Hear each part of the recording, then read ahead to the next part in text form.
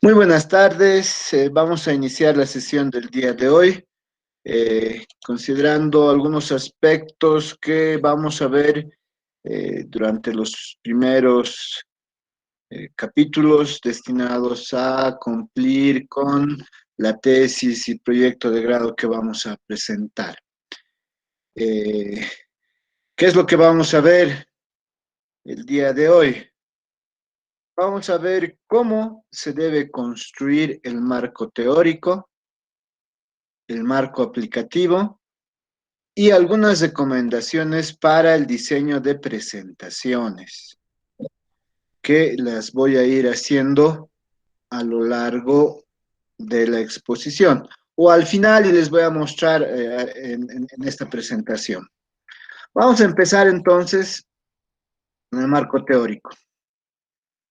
El marco teórico debe salir del título que ustedes han planteado en su perfil de tesis o proyecto de grado y de la metodología que se ha incluido en el apartado de metodología de su perfil de tesis. De ahí es de donde sale. Además, tienen que considerar el marco teórico tiene una estructura jerárquica, como lo vamos a ver más adelante. Pero, en particular, sale del título. Digamos que su título, en el caso de un proyecto de grado, es Sistema Web de Control de Almacenes. Muy bien. Entonces, ¿qué debería ir en el marco teórico? Ahí tenemos una idea en el título. En metodología, en particular, en metodología de ingeniería, han escrito métodos, técnicas y herramientas que van a usar para desarrollar este sistema. ¿Qué han puesto en métodos? Han dicho vamos a usar Scrum. ¿Qué han puesto en técnicas? Han dicho vamos a usar UE. Y herramientas han dicho que van a usar software de modelado, software relacionado con Magic Draw, digamos, software relacionado a la redacción del documento, Word y algún framework de desarrollo como Laravel, me imagino. Ok, entonces, ¿cómo estructuramos el marco teórico? Lo estructuramos de la siguiente forma. Como tiene una estructura jerárquica, vamos a empezar del concepto más grande para llegar a la metodología de desarrollo de sistemas, porque nuestro título es sistema. Entonces, deberíamos incluir primero ingeniería de software. A continuación, métodos de desarrollo de software. En particular, podríamos hablar de los métodos ágiles. Y a continuación hablar de Scrum. Todo esto nos permite hablar de sistema, como va en nuestro título, y de la metodología Scrum. Luego podríamos hablar de lo que es ingeniería web, porque habíamos empezado con ingeniería de software, métodos de desarrollo de software, Scrum. Luego podríamos hablar de ingeniería web, porque el título de nuestro trabajo es sistema web. Entonces, en el marco teórico yo podría poner ingeniería web. A continuación, UE, que es lo que voy a utilizar para modelar. Y después, siguiendo con mi título que dice control de almacenes, podría poner o incluir algunos elementos para el control de almacenes. Si fuera tesis, yo tuviera modelo de simulación del ciclo de vida humano basado en autómatas celulares, por ejemplo. Entonces me dice modelo de simulación. ¿Yo de qué debería hablar? Debería hablar de simulación o de modelos y luego de simulación. Y este tipo de modelos, digamos que son modelos predictivos. Entonces debería poner un apartado de modelos predictivos. Simulación, modelos predictivos. Y estoy diciendo que voy a utilizar autómatas celulares, pero para hablar de autómatas celulares, ¿qué necesito hablar primero? Vida artificial. Dentro de vida artificial voy a usar autómatas celulares. Entonces se va armando una estructura jerárquica. Recordemos, este es esta es la relación metodológica que ustedes han presentado y los que se están incorporando deben presentar. El título del proyecto de grado sale de la conjunción del problema más el objetivo. Sabemos que el objetivo va a responder a la pregunta de investigación que tenemos en el problema. Eso es lo que vamos a hacer. De igual manera, para la tesis de grado, ¿el título de dónde sale? Sale de el objetivo que resuelve o responde la pregunta de investigación, que es el problema, y de la hipótesis que me dice cómo yo voy a conseguir este objetivo y qué puedo medir para indicar que se va a cumplir esa hipótesis. Entonces, esta relación metodológica es la que todos deben preguntarse. ¿Por qué? Porque hemos dicho, se debe mantener las mismas variables. ¿Qué son las variables? Habíamos dicho.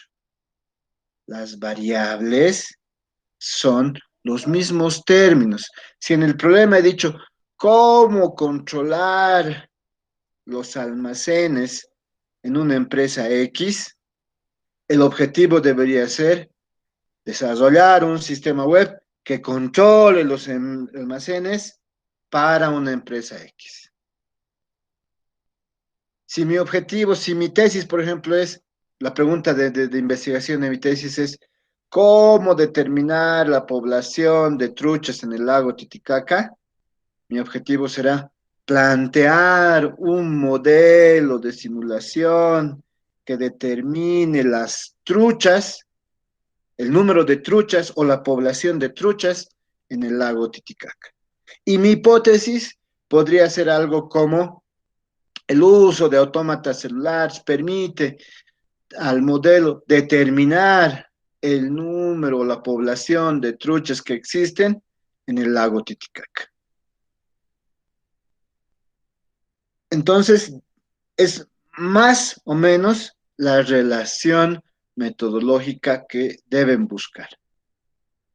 Con las personas que están incorporándose a taller de licenciatura, lo vamos a revisar el perfil a medida que vayamos avanzando este semestre. Bueno, en realidad, estas 2 semanas. Si alguien tiene cambio de tema, también me tiene que decir en estas 2 semanas. Eso lo vamos a discutir hacia el final. Ahora, la metodología, ¿qué era? Hemos dicho. A nosotros, para construir el marco teórico, no nos interesa la metodología de investigación, porque recordemos, hemos dicho la metodología tiene dos partes, la metodología de investigación y la metodología de ingeniería. Solamente vamos a mencionar la metodología de investigación, eso solo se menciona. Cuando estén en maestría y doctorado, les van a pedir un capítulo con aspectos metodológicos, donde ustedes van a tener que describir detalladamente la metodología de investigación que van a usar. En grado, no es igual, yo no exijo eso, porque tampoco es uno de los elementos que estén presentes como capítulo. ¿Qué es lo que yo exijo en metodología? Exijo que se describa, porque eso aparece luego en el marco teórico, como hemos visto, los métodos, técnicas y herramientas de ingeniería. Por ejemplo, si estoy hablando de método, podría decir un método de simulación según algún autor. O podría decir una técnica de simulación basada en autómatas celulares. Herramientas, podría decir, se puede utilizar software de uso general como Java para programar o un software particular, quizás Simulink de MATLAB. Si vamos a trabajar desde la perspectiva de la dinámica de sistemas, podríamos utilizar Benzim, por ejemplo. Pero esto también es importante. ¿Por qué? Porque estamos diciendo que el marco teórico sale de el título de su trabajo y de la metodología que han puesto. Ahora, el marco teórico presenta una estructura jerárquica de conceptos, como les decía, una estructura jerárquica. ¿Por dónde tengo que empezar? O sea, no puedo poner directamente les pongo el ejemplo nuevamente. Sistema web de control de almacenes para alguna empresa X. No puedo poner directamente Scrum, luego UE, luego almacenes. ¿Por qué? Porque no tiene una estructura jerárquica de conceptos. ¿De qué debería hablar primero? Ingeniería de software. Con eso yo podría hablar de sistemas, métodos de desarrollo ágil y Scrum, estructura jerárquica. Para la parte web, sistema web, debería hablar de ingeniería web, modelado si quieren, o directamente UML, estructura jerárquica. Y al final, almacenes, que viene a ser la parte que se encuentra en título. Por eso dice, el marco teórico se construye a partir de qué? Una selección de fuentes de información, ya sean primarias, secundarias o terciarias. Como lo hemos visto en taller 1, se recomienda que sean la mayor parte de ellas primarias. Segundo, el marco teórico se construye a partir de la recolección y ordenamiento de la información, que ya lo hemos hecho. Muchos de ustedes han presentado un marco teórico, no de unas 3 hojas como yo pedía en taller 1, sino se han explayado, han puesto muchas hojas. Yo les he dicho en la mayoría de los casos que no es necesario, que para eso hay un capítulo destinado al marco teórico. Solo recordando, ¿qué hemos dicho? Hemos dicho que su perfil, que empezaba con 1, 2, 3, ahora iba a denominarse capítulo 1. Ese capítulo 1 iba a llamarse marco introductorio, introducción o algún nombre que ustedes escojan. En el caso de marco introductorio, que es un nombre general, hemos dicho que todo lo demás iba a ser 1.1, introducción, 1.2, antecedentes, y así hasta el 1.9 me parece que es la metodología. Entonces, ¿qué estamos diciendo? Estamos diciendo que el marco teórico viene a ser el capítulo 2. Y vamos a empezar con 2.1, por ejemplo. Y así sucesivamente. Recordemos también que ya les he mencionado en una anterior clase que a lo más se pueden tener 4 niveles de subtítulos. ¿Qué quiere decir 4 niveles? 2.2.1.1, 4 niveles como máximo, y son los que aparecen en el índice. Si necesitan más, estos pueden ser incisos A, B, C, o un siguiente nivel, el sexto. Estos pueden ser letras de números romanos en minúsculas. Estas no van a entrar al índice, pero podemos tener un quinto nivel, incisos A, B, C, un sexto nivel, números romanos en minúsculas, un I, doble I, etc. Muy bien. Ahora, el marco aplicativo. El marco, todos sin excepción, tanto los de proyecto de grado como los de tesis de grado, deben incluir un tercer capítulo, el 3, que es marco aplicativo. El 3 va a tener un subtítulo, el primer subtítulo que va a ser 3.1. 3.1 va a ser introducción. La introducción va a incluir cómo se conjuncionan los métodos, técnicas y herramientas seleccionadas. ¿Qué quiere decir eso? Quiere decir que ustedes en el 3.1 introducción tienen que hablar de la refactorización de los métodos, técnicas que están usando. Y tienen que mencionar las herramientas que van a usar. Esto es básico. Por ejemplo, si vamos a utilizar Scrum más UE, como en el ejemplo, recuerden, no hay un libro que diga cómo hacer sistemas con Scrum y UE. No hay eso. Ese, para todos, viene a ser su aporte teórico. Esas de factorización de metodologías, cómo ustedes van a encarar el desarrollo en el capítulo 3, ese es su aporte teórico. El desarrollo. En el desarrollo se incluye obviamente el desarrollo de la propuesta de acuerdo a las etapas y o fases determinadas en la introducción. Porque al momento de refactorizar en la introducción, en lo que está en el 3.1, vamos a decir, el 3.1 dice que Scrum, como es una metodología ágil de desarrollo, ha preparado diferentes sprints y para cada sprint se tiene un backlog product, que es una pila de productos que básicamente van a ser modelos o no sé, y eso va a organizarse en un pregame, en un game y en un postgame. Entonces, en el desarrollo habrá un subtítulo, habrá algo que diga pregame empezando.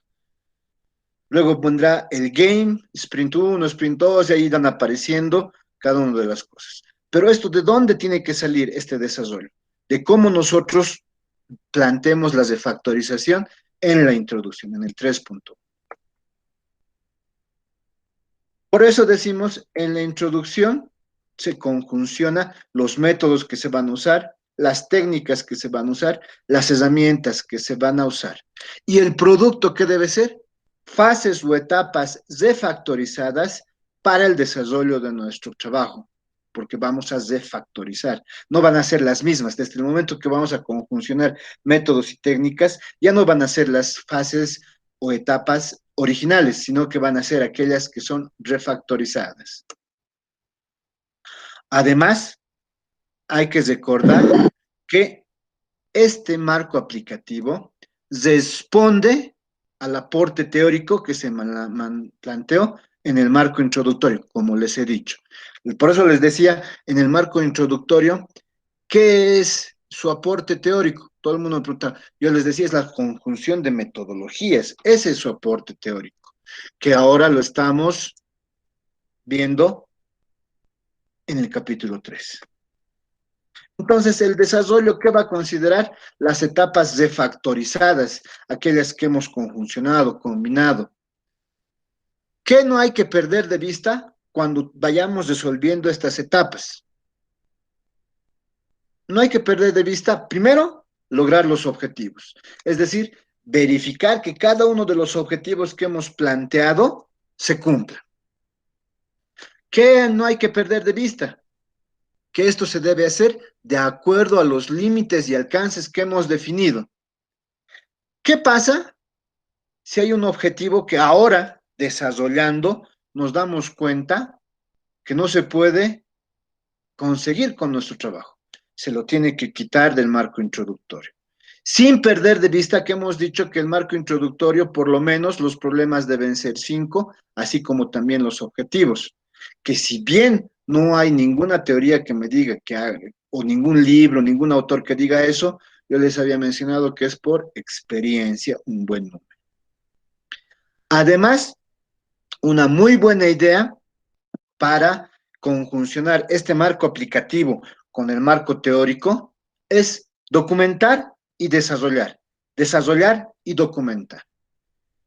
¿Sí? De tal forma que ustedes dicen, vamos a empezar con Scrum y UE. Entonces empiezan a conjuncionar. Luego, ¿qué hacen? Se dan cuenta que necesitan explicar más UE. Una buena técnica es documentar y desarrollar, desarrollar y documentar. ¿De acuerdo? Ahora vamos a pasar a algunas recomendaciones para el diseño de presentaciones.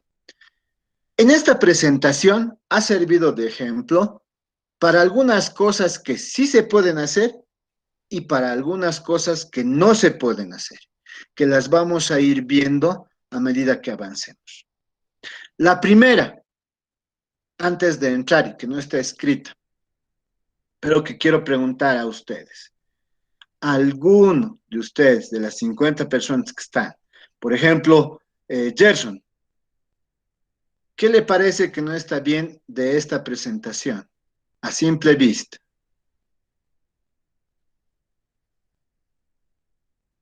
Israel Chambi, entonces. ¿Qué le parece que no está bien a simple vista? Lisa, de entrada la imagen me parece que está muy cortada y en una esquina no está muy descriptiva. Vamos a ver, ¿qué opina Jorge Calizaya? Mm. ¿Qué opina Catherine Tosico?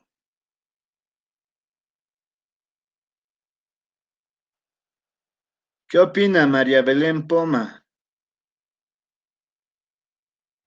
Estoy empezando a sospechar que solamente ingresan para decir que están presentes. ¿Qué opina Oscar? Dale, Lick, eso. tal vez el color es muy El color, chillón para la mm, pizza, sí. no te metas con el amarillo del tigre, por favor. No, no es el color, pero casi, Las casi. letras, las letras, ah, ya. Casi, casi. Vamos a ver, algunas de las cosas que han dicho está más adelante. Eh, Alejandro, para que no te quejes, ¿qué crees que está mal con la presentación? Sí, tú, Alejandro. Víctor Alejandro Alcón.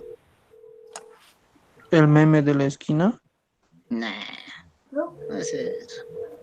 Ya, pero casi. ¿Con quién vamos a jugar? Alguien ha dejado. Rubén, has dejado el micrófono abierto, ¿ven? Rubén no está. No, no, no, sí, sí, Ah, la sí estoy está. Ya. atendiendo, sí. Muy bien, Rubén. Es que como nadie me contestaba antes, ya digo, pucha. Am, Usualmente, este tamaño de presentación se utilizaba antes porque la resolución de los ordenadores no permitía tamaños más grandes. Ahora, ¿cuál es el tamaño que te dice cuando tú manejas PowerPoint? Te da una resolución panorámica 16 por 9, ¿no ve? Ese es el primer error en esta presentación. Por eso tenemos a los laterales unas franjas negras. Por eso la imagen no se ve a lo largo de la pantalla. Entonces, ¿qué se recomienda? No está escrito por si acaso, y no lo he hecho porque solamente quiero ver quiénes me atienden. Por ejemplo, yo he llamado a un montón de personas que no sé si está.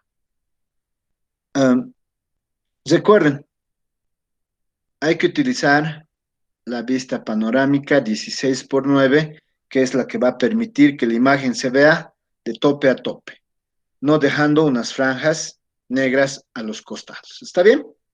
Ahora, otras recomendaciones. Para el fondo, se recomienda el uso de fondo claro con letras oscuras. Ahí más o menos lo que decía Gauss. Y utilizar colores que diferencien claramente el texto del fondo. ¿Qué me dice que usemos? Me dice, en la mayoría de los casos, utilice de esta manera. Un fondo blanco con letras negras. Ese es el más sencillo o la más sencilla presentación, pero es la más eficiente. Es la primera recomendación que me dice. Ahora, ¿qué también me dice? ¿Qué también recomienda? Dice, utilizar colores que diferencien claramente el texto del fondo. A pesar de que el color, como mencionaba Gauss, sea muy chillón, se diferencia el texto del fondo. Pero en este caso, pero no ocurre lo mismo. Por ejemplo, aquí, herramientas que se usarán. Este plomo es tan bajo que el texto se pierde. ¿No ve? Lo mismo que esto. Vamos a ver eso enseguida. ¿Ok? Eso hay que tener cuidado. Luego dice, mejor utilizar fondos lisos, no degradados ni con tramados o texturas. Toda la presentación utiliza fondos lisos, no tengo degradados ni con tramados o texturas, porque además es muy complicado estar configurándolo. Me lleva mucho tiempo. ¿Qué además me pide? El texto de cada diapositiva se debe limitar a unas cuantas frases. Se aconseja que cada diapositiva contenga entre 6 y 10 líneas de texto, con entre 6 y 8 palabras por línea. Hay unas reglas, sin embargo, que yo quisiera que ustedes la memoricen y que la usen siempre que puedan. Una fórmula ideal es la del 7 por 7, que significa 7 palabras por línea, 7 líneas de texto por diapositiva. Esa es una muy buena medida. En este caso, si ustedes cuentan, tenemos 11 líneas. Está un poco exagerado el número de líneas. Pero en la mayoría de las diapositivas se trata de mantener de entre 6 a 10 cuando hay texto. Por ejemplo, esta me parece que son 8 líneas. Son 6 y así. Eso tienen que tener mucho cuidado. Entonces, estas reglas más o menos memorísticas, 7 por 7, ¿no? 7 palabras por 7 líneas. Ahora, contar las palabras por línea, ok, la podemos discutir, pero por lo menos sí traten de usar 7 líneas por diapositiva. Las fuentes deben permitir su lectura a distancia, incluido los textos de las figuras. Entonces, ¿qué se tiene que utilizar? Un tipo de letra claro. ¿Cuáles son los más claros? Arial, Times New Roman, eso lo sabemos. Son fáciles de leer también. Y el tamaño del texto en las diapositivas debe ser de por lo menos 28. No se recomienda usar muchos tipos de letra, que le ponen un tipo de letra para el título, otro tipo para esto y van cambiando. No, tampoco se recomienda usar muchos colores. Si ustedes observan, aquí o las letras son blancas, como han visto, o las letras son blancas, o las letras son negras, como vamos a ver hasta el final. No se utiliza mucho, por eso 2 tipos es suficiente. Probablemente una podrían utilizar para el título y otra para el cuerpo. ¿Dónde se puede añadir excepcionalmente un tercer tipo? En código fuente, si es que se va a añadir. ¿Por qué? Porque el código fuente, como la mayoría de ustedes en la mayoría de los libros de programación, se escribe en un tipo similar al Courier para diferenciar del resto. Esa es la única excepción. Tercero, no es recomendable usar, cuarto, es recomendable no escribir todo el texto en mayúsculas.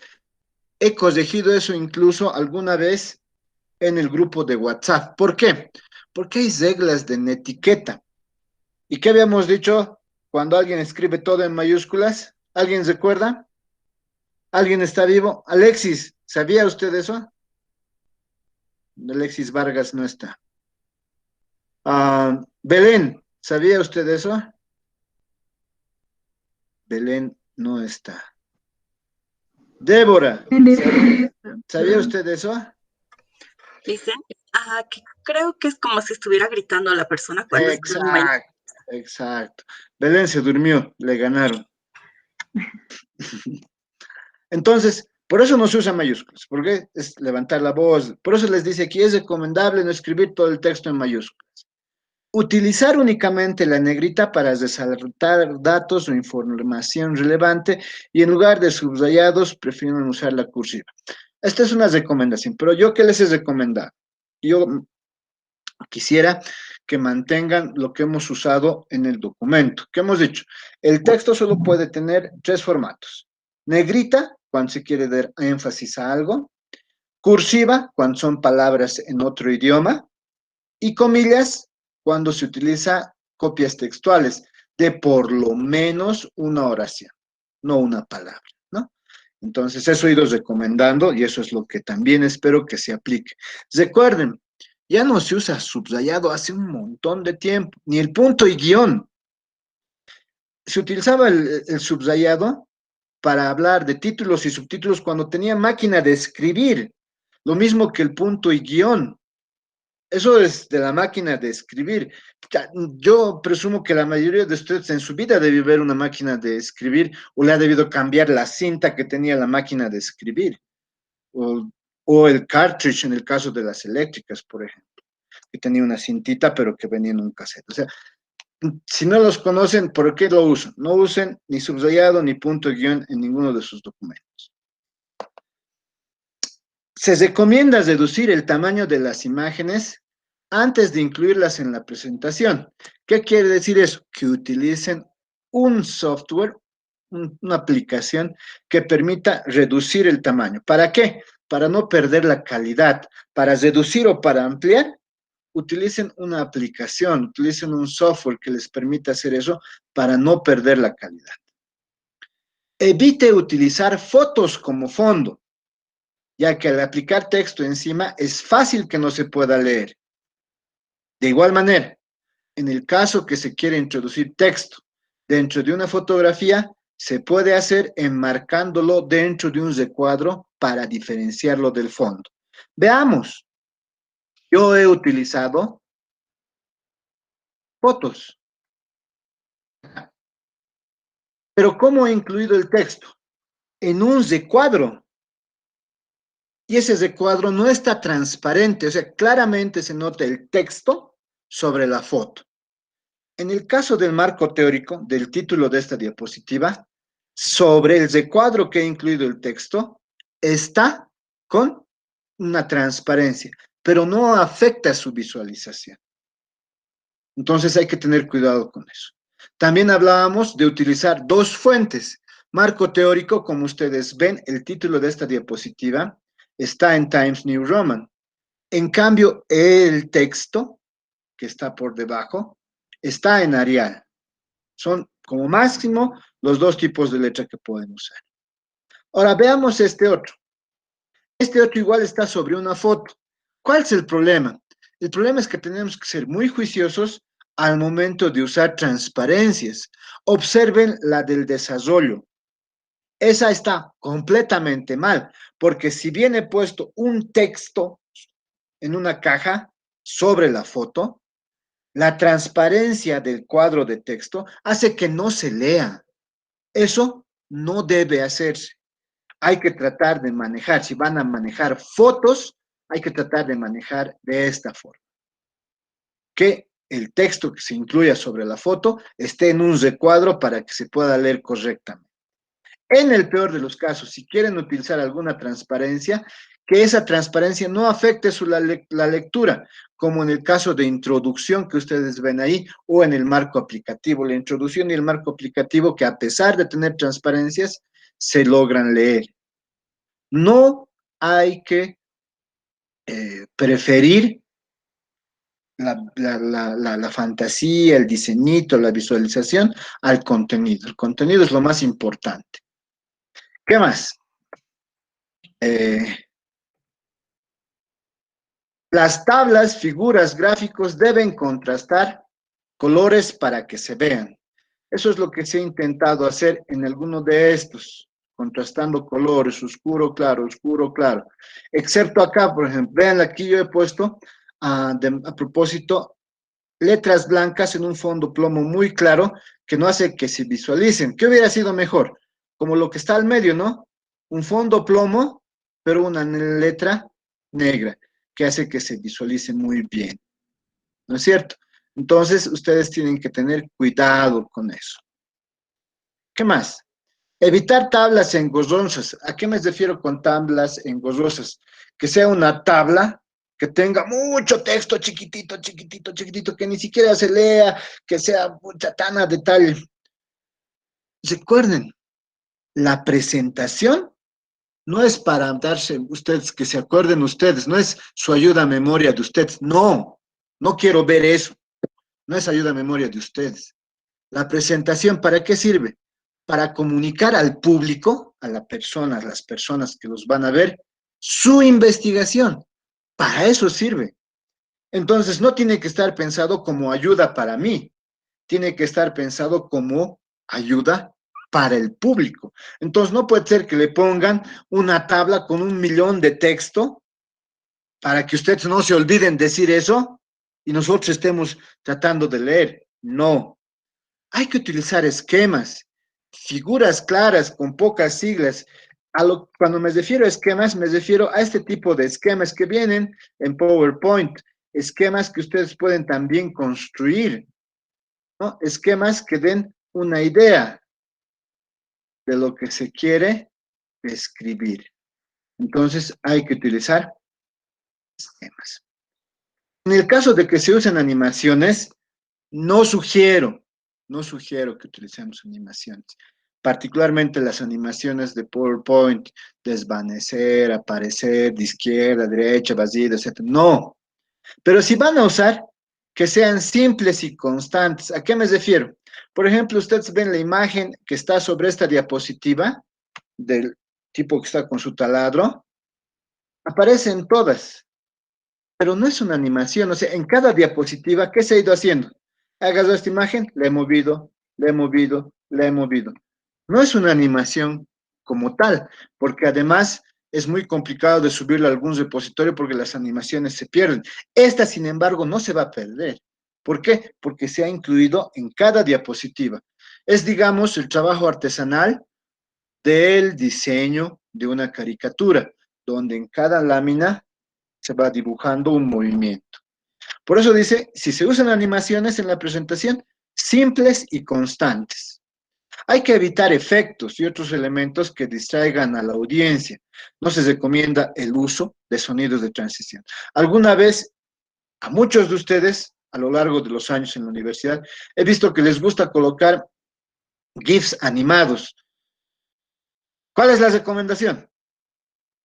No incluirlos. ¿Por qué? Distraen. Vamos a estar viendo lo que hace su muñequito, el GIF animado que está ahí, y no vamos a prestar atención a lo que están exponiendo. Tampoco utilicen sonidos. Cuando ustedes vayan a exponer, deben apoyarse en fundamentos que sean sólidos, robustos. Eso, ¿cómo se logra? A partir de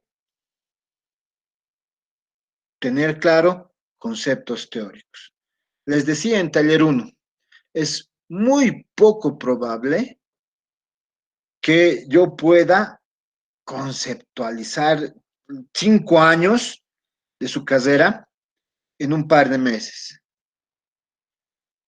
Si van a tener que realizar su tesis con su libro de ingeniería de software al lado o con su diccionario, pues lo tienen que hacer. Porque tiene, cuando se expone, fundamentarse en elementos sólidos y robustos. Algo que vengo repitiendo también, make it simple. Uno de los elementos clave también es la sencillez. Recuerden, hay que incluir solamente las cifras y datos que sean absolutamente imprescindibles. Hay que evitar la lectura literal de las diapositivas, pero si se incluye texto, siguiendo las reglas del 7x7, primero se lee el texto y luego se explica. ¿Por qué?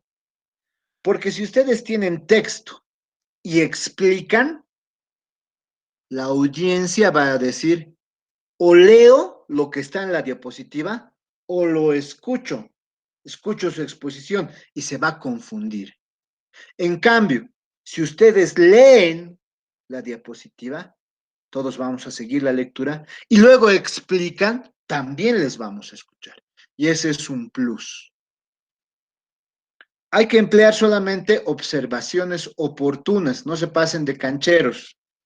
Muchas veces el tribunal se anota cuando ustedes dicen una palabra de más o algo que no viene al caso porque están queriendo pasarse de cancheros. Y después les van a preguntar por eso. Y por eso, tal vez en ese momento, se pongan nerviosos y no puedan responder. Tengan mucho cuidado. No fatiguen a los asistentes. No les repitan cada vez lo mismo. Traten de hacerlo en un tiempo prudente. Por suerte, la exposición de su tesis, de su proyecto de grado, no dura más de 15 minutos. Entonces, desde ahora vamos a ir practicando eso. Utilice el contraste de colores. Hay que utilizar contraste de colores. Y incluye imágenes y gráficos que sean novedosos que ustedes pueden diseñar o pueden al final utilizar de los que tiene la herramienta. ¿Alguna pregunta hasta aquí? Preguntas, consultas, inquietudes.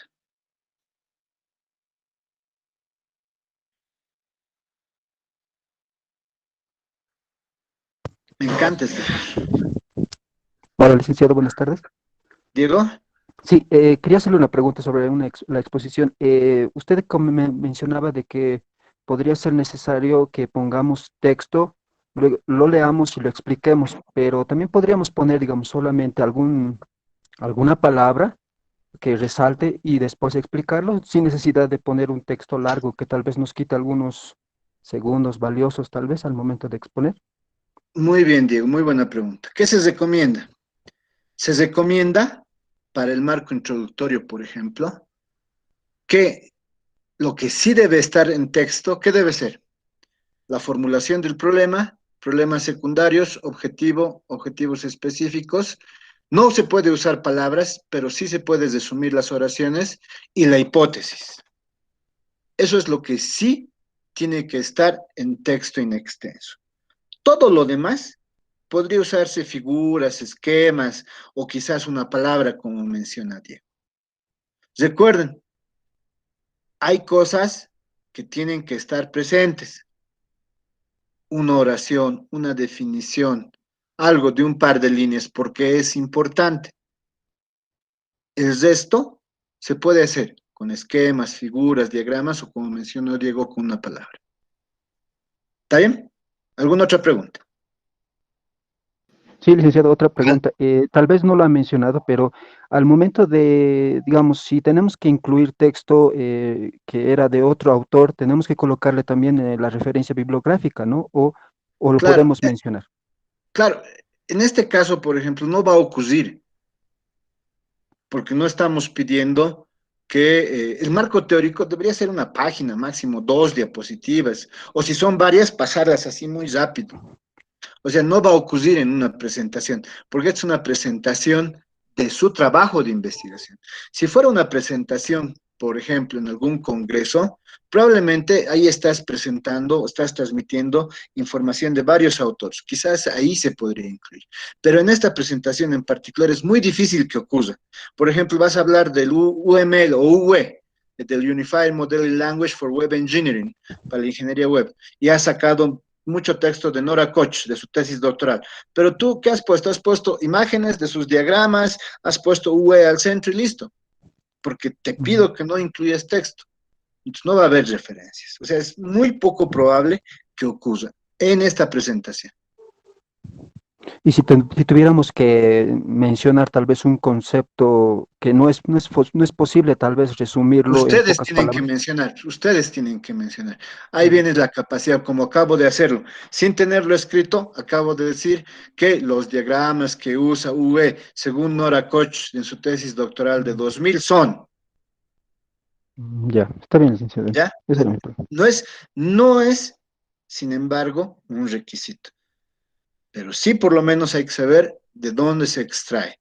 Porque cuando se habla, por ejemplo, de métodos de simulación, no hay simulación según tanto, excepto Monte Carlo, excepto aquellas que son estocásticas. Pero si utiliza una simulación, podemos mencionar simulación según tal autor, no importa el año, porque no es un requisito en este momento de la defensa. ¿Alguna otra pregunta?